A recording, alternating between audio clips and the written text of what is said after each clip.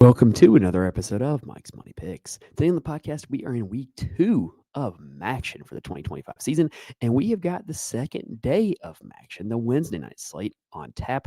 We've got 3 games, and so we're going to talk about all 3 games of MACtion for this Wednesday night slate, tell you what you can expect from each game, as well as who needs to be in or out of your DFS lineups on DraftKings and FanDuel, as well as any leans if you're looking to bet player props or sides and totals for these games. Now, as we mentioned all week long, it's going to be a weird week in terms of programming schedule. I have got a state playoff girls flag football game that I'm going to be coaching tomorrow night, Wednesday night. So I'm not going to be able to really follow this one live. Unfortunately, I'm going to kind of have to set the lineups beforehand, but also it means I'm probably not going to record Wednesday night. So just know that the schedule this week in terms of when the Saturday main slate video and the other videos come out might be a little bit different. But if you are subscribed to the channel, you'll know when they drop, just like you'll know when we go live for our Saturday main slate live show, which will be Friday night this week. But like I said, if you're subscribed, you'll know when that happens. All right, let's go ahead and dive right into this 3-game slate. It's bigger than usual. It's 3 games. So let's dive in. All right, so game number 1 on this slate is between 2 teams that we saw get actually, no, I'm sorry. That's game number 2. I had it out of order. Game number 1 is between 2 teams that are new to MACtion this week. We did not see them on last week's slate. This is Buffalo heading to Kalamazoo to take on Central Michigan. No, Kalamazoo is Western Michigan. Central Michigan is, you know what? I don't know where that one is.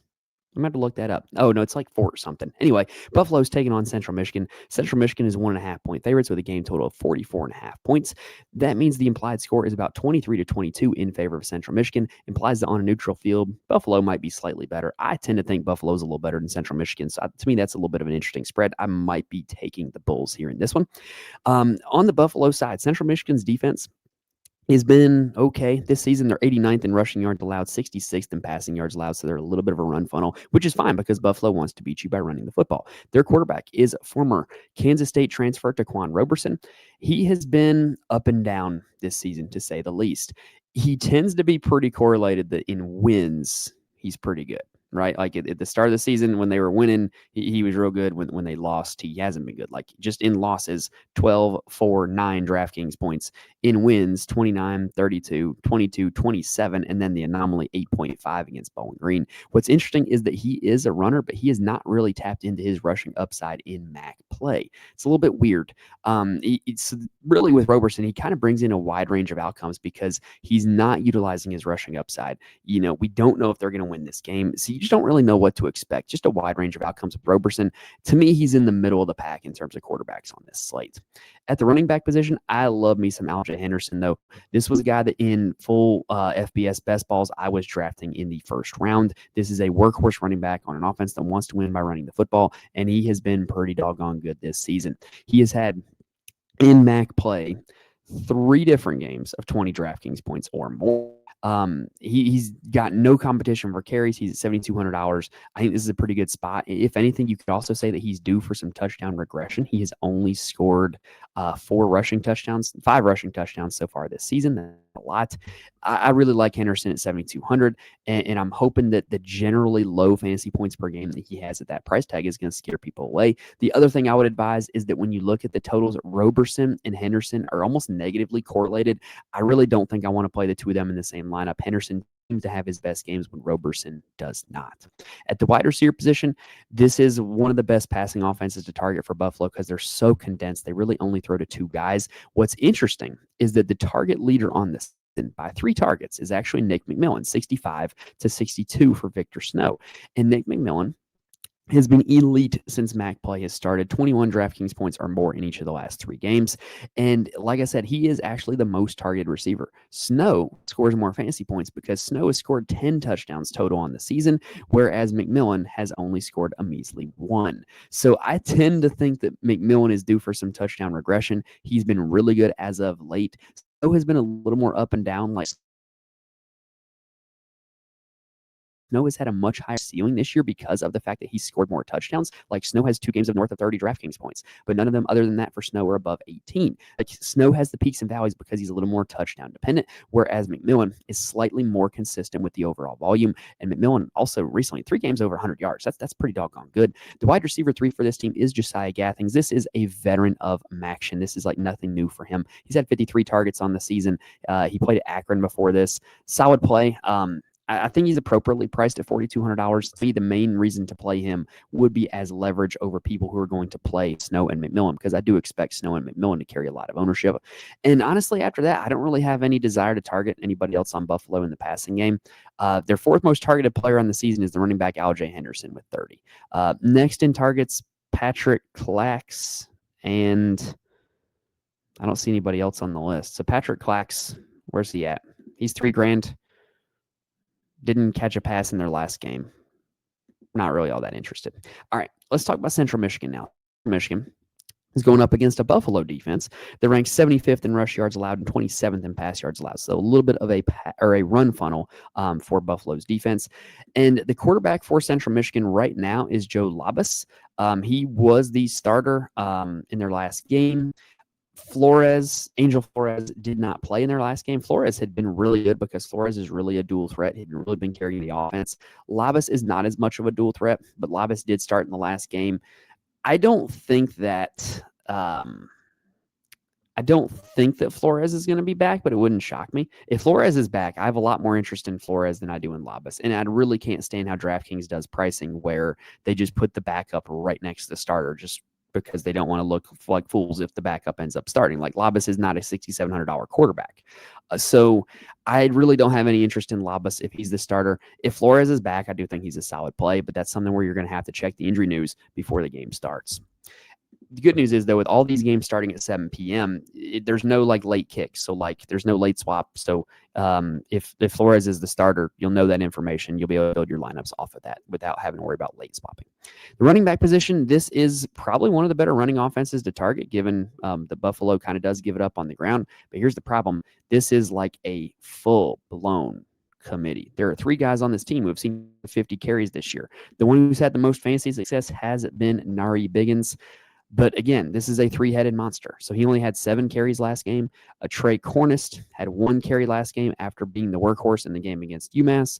Then the third guy, Brock Townsend, had 9 carries last game after having a big-time performance against UMass on 12 carries where he put up 31 DraftKings points. Honestly, if you're playing cash games, you don't need to target this running back committee at all. It's terrible. It's awful to try to predict. I want no part of it. If you're playing GPPs and you want to play a ton of lineups and you want to take shots at it, I understand. I understand the fact that there's upside there and you might capture a really big game from someone, but just know there's no real rhyme or reason to who's going to get the carries or who's going to have the production. To me, this is a situation to avoid, especially if Flores is back. I think Flores is back being the quarterback that really does lessen the upside of the backs. Now, at the wide receiver position, this has also been an offense that they don't really have a ton of passing volume. So they've really spread out the production among the receivers as well, which is really annoying. It really makes this Central Michigan team really hard to target DFS. Their 2 most targeted receivers have been Langston Lewis and Tommy McIntosh with 25 and 23 targets. Now, Lewis did have the big game last week against Western Michigan. The good news is that was with Labas at quarterback. So something to that. I mean, maybe not. Tommy McIntosh, second most targeted receiver in the season, but he's only scored 1 touchdown. He's only caught the ball 14 times. That's not really all that impressive. The guy that I expected to be their wide receiver 1 coming into the season, because he had been it before, was Tyson Davis. He also has 14 catches on the season, 2 touchdowns, 2 games over 12 DraftKings points. That's not too shabby at $3,200. I tend to like punting wide receiver on these MAC slates because you just tend to get the most random touchdown scores for these MAC teams. And I think that Davis and McIntosh, as well as you could even consider Lewis a little bit of a punt, I think that they're very valid punt plays because, Central Michigan's implied to score 23 points. They're probably going to do some of it through the air. One of those is probably going to catch a touchdown, and it's probably going to be one of those guys because they don't really throw to anybody else, but they don't really throw the ball a whole lot to begin with. All right, next up, let's talk about Northern Illinois taking on UMass. These are the 2 teams that we saw got absolutely walloped in week 1 of MACtion. Now they're playing each other. Seems fitting. Northern Illinois is 11.5-point favorites because UMass is the worst team in all of FBS football. Thankfully, UMass exists because if they didn't, Charlotte would probably be the worst team in all of FBS football, and that'd be an embarrassing moment for my alma mater. The game total in this game is 43.5, which means the implied total is about 27-16 in favor of Northern Illinois. Y'all, the UMass defense is really, really bad. 124th in rushing yards allowed, 98th in passing yards allowed, and the only reason that isn't more is because they haven't seen a ton of passing volume because teams are up on them the whole game. Northern Illinois is a team that wants to win the football. which is not a shocker considering how bad their quarterback play has been. Josh Holst has been the starter throughout the season. He got benched halfway through the Toledo game, which was an absolute blowout for Brady Davidson. Davidson a lot better. So are they going to go back to Holst? Or are they going to go back to Davidson? I don't know. I don't care. I'm not playing it. I think the way you want to play this Northern Illinois team is this. They're going to be able to score points on UMass because everybody scores points on UMass. There's no secret to that. They're going to do it with their running backs. Now, here's the problem, is that Northern Illinois doesn't play the right running back. And here's what I mean by that. To this point in the season, Siobhan Wright has 132 carries. He averages about 4 yards a carry, okay? There's a guy on the team named Telly Johnson who's been on the team. He's been a good, productive running back. He only has 103 carries on the season. He averages about 6 yards a carry. So they're giving more carries to the guy in Wright, who is not as explosive, not as good, has only had one big game this season, and they're giving less carries to Telly Johnson, who's an explosive playmaker and can really be good for them and can also contribute in the passing game. I am going to play the crap out of Telly Johnson and hope that this coaching staff gets smart. That's going to be my strategy. I think that Telly Johnson at $5,800 is the play here on this slate. I think he's going to be able to break off some long runs against UMass. I think if they choose to use him in the passing game, they will. I think he's the guy they need to find in this offense, and $5,800 is a very reasonable price tag for that. At receiver, Northern Illinois, look, they've had so little success passing the football all season long that I could forgive you for just not targeting any receivers for Northern Illinois. But they do have a dominating wide receiver one. It's Deary Rogers. He has 57 targets on the season. Second place has 32. So he is very much the wide receiver one. If they're going to be scoring touchdowns, it's quite likely that he's going to be one of them scoring. He does have 3 touchdowns on the season. He does actually have 4 games over 13 DraftKings points on the season, which is not bad. $5,500, reasonable price tag. Honestly, if this team were playing anybody other than UMass, I probably wouldn't even consider like Rogers or anybody else for that matter in this Northern Illinois passing game. But that matchup against UMass is really, really juicy. The second most targeted receiver on the season is Gary Givens. He didn't catch a pass last week, though. Like other than Rogers, everybody else in this offense is just a bit role player.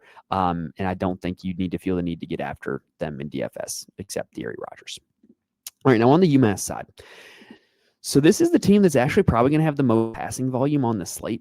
They recently moved to A.J. Hairston as their permanent starting quarterback, and he has 2 games this season where he's thrown for more than 48 passes. Like, he's really going to throw the ball because this offense doesn't have a whole lot of success otherwise. Now, unfortunately for them, Northern Illinois has really been one of the biggest run funnels in all the FBS. Northern Illinois ranks 12th in passing yards allowed, 110th in rushing yards allowed. So really not a good sign for an offense that's going to try to pass the ball, that they're going up against an actual good pass defense. At running back, Rocco Griffin went into last week questionable. He got the questionable tag like right before the game started, and he carried the ball 3 times for -5 yards and caught it once for 18 yards. It's not good at all. Brandon Hood was the backup running back who got the start and played most of the snaps, but he also lost a fumble in that game. So, like, the running backs for UMass have been really bad. They've been really bad, right? I don't really want to play running back for UMass going up against, I don't know. Northern Illinois is a bad run defense, but yeah, they're bad. They're bad at football. Like, they're UMass. They do have another, like Northern Illinois, they do have a dominating wide receiver one. It's Jaquan Gibson. He's only played in 7 games, and he has 64 targets. In every single game he's played this season, for that matter, he's caught more than 5 passes. So I think he's worth a look at $5,200 because, I mean, this team's going to have to pass. And I'm going to be totally honest with you. I'm not interested in anybody else in this UMass passing game. They got Donnie Gray with 33 targets on the season. It's a little under 4 a game. McConaughey, about 3.5 per game. I just don't think you have to do it, man. Like, this is a really bad offense, really bad team. I'd rather target guys elsewhere. All right, let's take a quick breather, and then we'll talk about the last game of the night. For the record, Mount Pleasant, Michigan, where Central Michigan is from. I was not entirely off base there. So before we continue, I do want to mention there are places where you can get more information from me. First off, you can follow me on Twitter at Mike's Money Picks. I'm more than happy to answer any questions if you read me, as well as it's where I tweet out all updates for the show If you want to kind of keep into what we got for the schedule, if there's any information I need to update, it's going on Twitter. You can follow me on there. I'm also in the Fantasy Corner Discord. Fantasy Corner Discord is a great place to go if you're looking for a community to be a part of where you can just talk DFS all day long, talking lineups, talk strategy, talk plays for all sports, not just college football. And then once the game starts, sweating it out and having a blast together. It's just a great place to be. If you're looking for a bunch of just really good, really smart people that you can chat it up with, it's a great place to go. And then if you want to know who is actually making my college football DFS lineups, head on over to the Patreon, patreon.com/Mike's Money Picks. Every single college football DFS slate, I have a full write-up with my core plays, as well as why they're my core plays. So that way you know who is making my lineups, as well as why. I am not promise that you're just going to print money by playing those guys. Like, no, it's not that easy.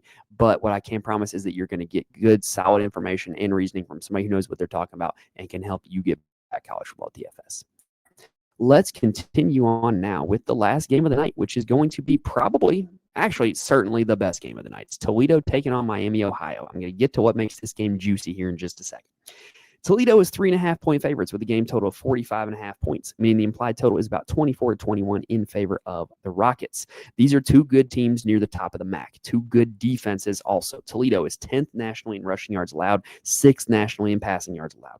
Miami, Ohio, 42nd in rushing yards allowed, 53rd in passing yards allowed. Two solid MAC defenses. Like, these are good teams. Also, you have the revenge factor. Dequan Finn, quarterback for Miami of Ohio, formerly MAC great at Toledo. This is a revenge game. Tucker Gleason, let's go ahead and talk about him. He was the backup to Dequan Finn. Now he's the starter for Toledo. You don't think he wants to show out and show everybody that he's better than Finn? You don't think there's a little motivation there? Because I do. And Gleason has been pretty darn solid in MAC play. In MAC play, he has had 3 games over 27 DraftKings points. Tucker Gleason, once he gets to conference play, is a great fantasy option. Just point blank. He's got a shot for 300-yard upside. He's likely going to get you multiple touchdowns, and occasionally he'll even run in a score as well. $8,300. I think he's one of the top quarterback plays on the slate. I think his counterpart in this game and him are probably 1 and 2. I don't know if I'm going to put Gleason 1, though. At running back, in my opinion, the top running back play on the slate, it is Chip Trayanum. This is not your normal MAC running back. He originally played at Ohio State, then played at Kentucky. The ability was never the question. He's a great catching running back. He is an explosive playmaker, and when he's been healthy this season, he's been really good. And Northern Illinois was his first game back from injury. He only needed 11 rushing attempts and 6 catches to generate 20.8 DraftKings points. Because that game is a rout. They did not play him the entirety of the second half, it felt like. So $7,700 with a decent matchup. Trayanum's the top running back play on the slate. Do not get it twisted. At the wide receiver position, arguably the top wide receiver play on the slate, Junior Vander Ross. He leads the entire slate in targets at 82 through 9 games. That is an average of 9 targets a game in every game this season except, let's just say the blanket statement. Every game this season, he has caught at least 4 passes. That's pretty darn consistent. Only 1 game this season under 18 DraftKings points. That's pretty darn consistent. And somehow he's only $7,200. When you look at this slate as a whole, he should be priced up a lot more than the other receivers. He's just significantly a better play than the rest of them, but he's not priced that way. So take advantage of it and just play him. Now, the wide receiver 2 for this Toledo team is another veteran of MACtion trade-off. He was formerly the wide receiver 1 for Northern Illinois. He returned a kick for a touchdown last week, which totally saved his week. 9.2 DraftKings points last week. He's been pretty solid this year, but not spectacular just because Vander Ross has so much target share. But he does have 50 targets on the season, which is good for 7th on this. 40 targets on the season, 40 targets on the season, which is good for 8th on the slate. So he's not a bad option in terms of wide receiver plays as a whole. Now, Toledo, really good offense, but really erratic targets after those 2 guys. Jacob Peterson, the starting tight end, is 3rd on the team in targets with only 25. I would consider him a touchdown or bust play, and he's only scored 1 touchdown so far this year. So not exactly a great math supporting playing him on that one. And then you've also got Terrell Crosby with 21 targets on the season. He's not a nothing, but he's not a big focal point of this offense. The last 3 games he's had at least 2 catches in every game. So like I said, he's not a nothing. He's a viable punt wide receiver, but he's not this big focal point. After that, Eric Holly, 19 targets, and then the 2 running backs, Trainum and then Kenji Christian, who was the starter when Trainum was out, 18 targets for those 2 guys. Now, on the Miami side, like I said, this is a revenge game for Daquan Finn. Daquan Finn can single-handedly power an offense on his own because of his dual threat abilities, right? Like last week against Ohio, that was a good defense, a good team he was going up against, and he only had 11 yards rushing, so he only scored 15.9 DraftKings points. Y'all, let's be real. 15.9 DraftKings points on this slate, that might be QB2. So at his floor in MAC play, he's still probably QB2 on this slate. At his ceiling, he's QB1 because of that dual threat ability, because of what he's shown. 2 games in MAC play this season, he's been over 27 DraftKings points. I like Daquan Finn. I think in a revenge spot against his former team, knowing he wants to do well, I think he might be the QB1 on the slate. Like I said, it's definitely between him and Gleason, and I don't think it's particularly close at 2 of them. Like I think Gleason and Finn are very clearly the top 2 running back plays or quarterback plays on the slate. And honestly, it's a pretty big gap to 3, but I'd probably have to give it to Roberson.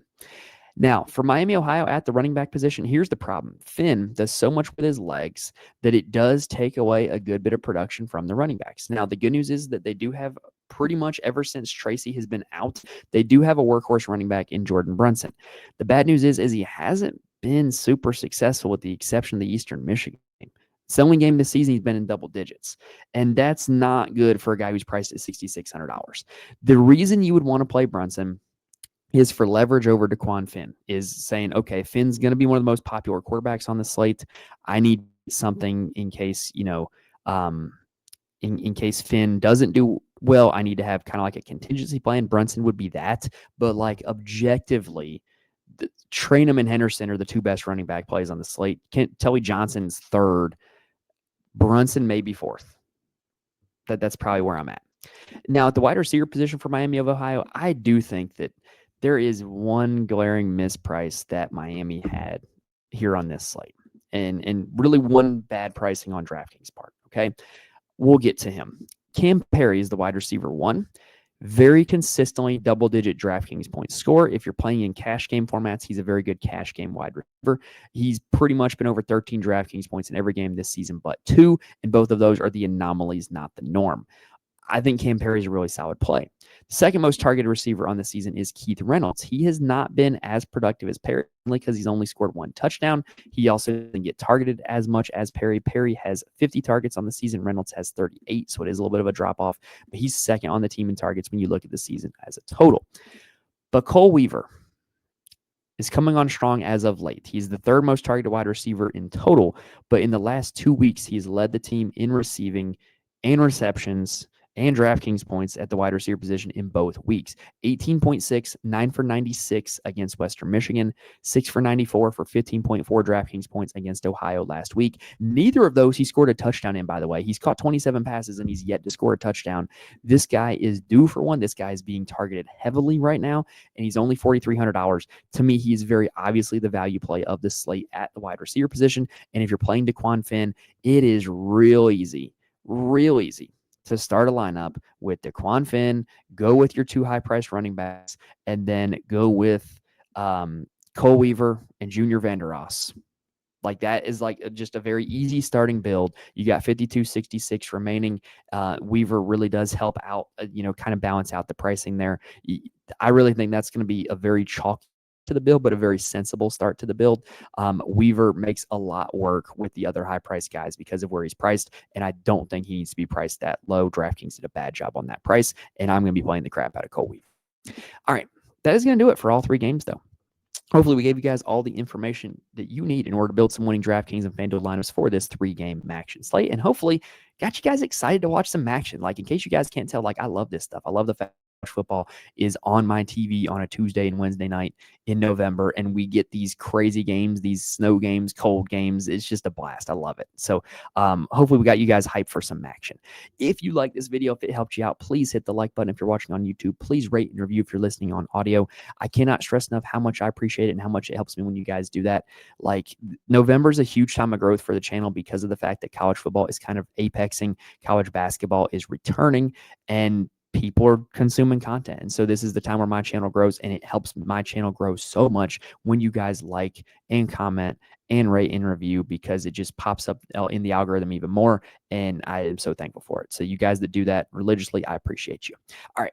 But that's going to do it here for this episode, y'all. Remember, content schedule for the rest of the week's a little bit weird, but if you're subscribed, you'll know when everything drops, and the live show most likely happening on Friday night this week. But anyway, that's going to do it here for us tonight.